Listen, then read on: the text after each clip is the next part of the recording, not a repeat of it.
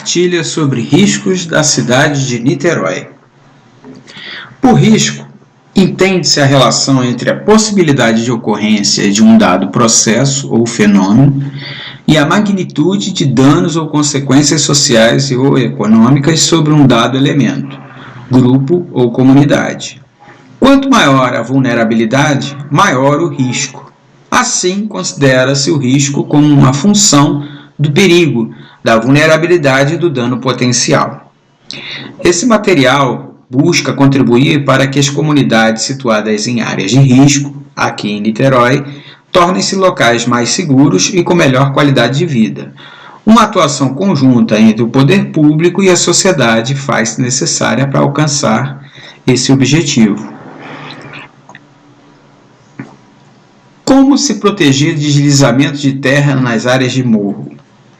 A gente vê aqui um esquema onde estão numerados de 1 a 4 e ao lado as situações que levam a essa situação mais drástica, em que em ambientes saturados de umidade, de chuva, que a gente está vendo aqui nesse esquema, ocorrem os deslizamentos de terra.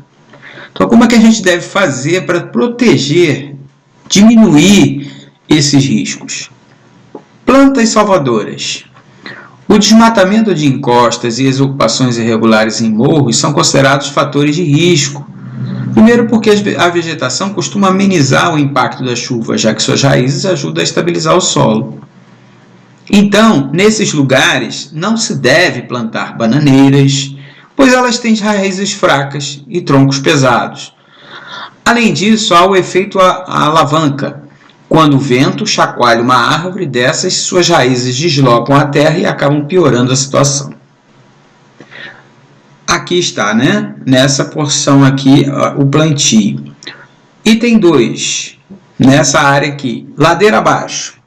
A forma como o solo se organiza também influencia o deslizamento. Quanto mais compactado, mais socado, mais seguro ele tende a ser.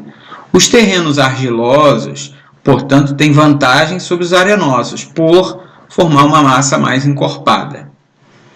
Outro fator que pode proteger ou condenar um terreno é a inclinação. A maioria das tragédias ocorre em encostas reclinadas em ângulos que variam de 20 até 35 graus. Quanto mais sobe, mais o risco desse escorregamento. Item 3, aqui é onde estão essas casas, aqui a rua. Corrida de obstáculos. A chuva em um terreno inclinado sempre vai formar canais pelos quais a água escorre. Eles são chamados de redes de drenagem. Não precisam ser canos nem calhas artificiais. A própria natureza se encarrega de criar.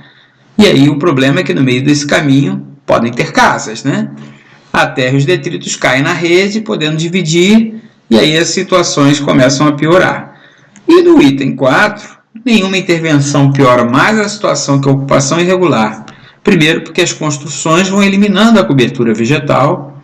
Segundo, porque a terra extraída para planar o morro geralmente é jogada para baixo, fica solta.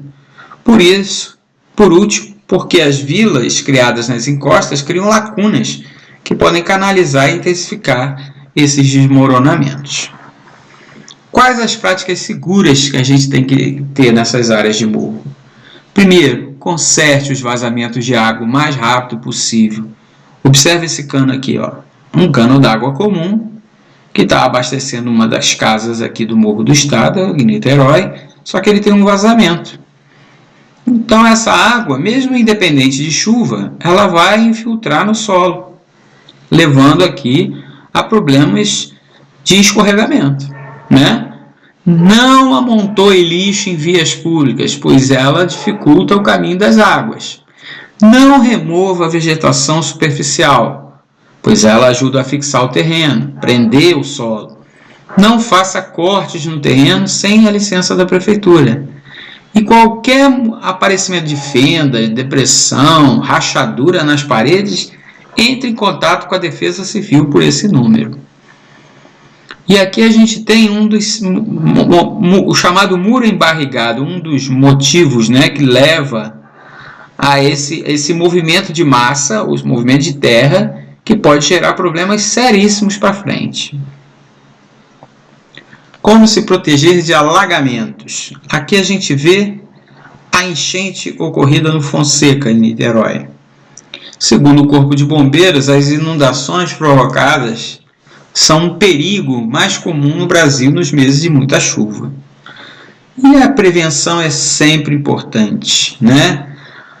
Não construir casas em áreas sujeitas às enchentes, de preferência, né? Caso não tenha como deixar de morar nesse local, construa a casa acima do maior nível já registrado de enchente, evitando que no futuro você tenha perdas de materiais, né?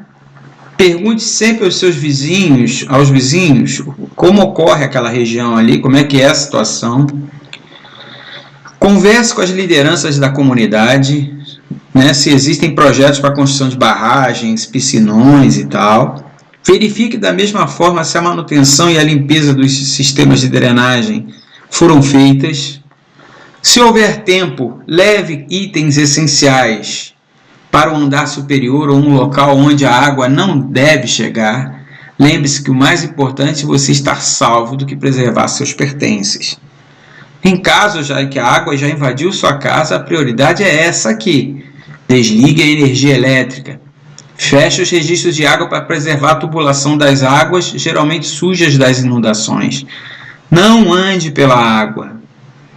Se for imprescindível andar, caminhe por onde há menos movimento e use uma vara, um cabo de vassoura, um rodo invertido ou qualquer outra haste para verificar se o solo à sua frente é firme e raso. E o lixo?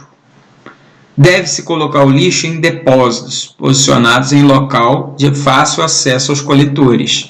Não se deve jogar o lixo em canais e canaletas, pois isso impede a passagem da água e atrai ratos, baratas. Não se deve jogar o lixo nas barreiras, porque isso acumula água e pode arrastar o solo, causando acidentes. Como a gente vê nessa imagem aqui, ó, o lixo dessa região aqui, dessa comunidade, é jogado na encosta. Quando a chuva vem, esse material todo vai escorrer, né? E vai cair para onde? Aqui embaixo tem outras casas, né? Então isso acaba gerando problemas para os vizinhos, né? E aqui o modelo, né, de descarte correto, né, material, com as lixeiras em cores distintas, cada uma com o seu tipo de material que deve ser feito para a coleta seletiva. Papel azul, plástico vermelho, metal é a lixeira amarela, laranja, né? E verde, material de vidro, como copos, garrafas, frascos de medicamento e etc. Espero que com esse material a gente tenha mais uma ideia de como a gente pode ter uma qualidade de vida melhor, mesmo estando numa região de encosta, em que nunca se deve ficar desatento, pois qualquer momento pode acontecer um problema. E seguindo essas orientações, a gente vai minimizar esses problemas. Obrigado, pessoal. Até a próxima.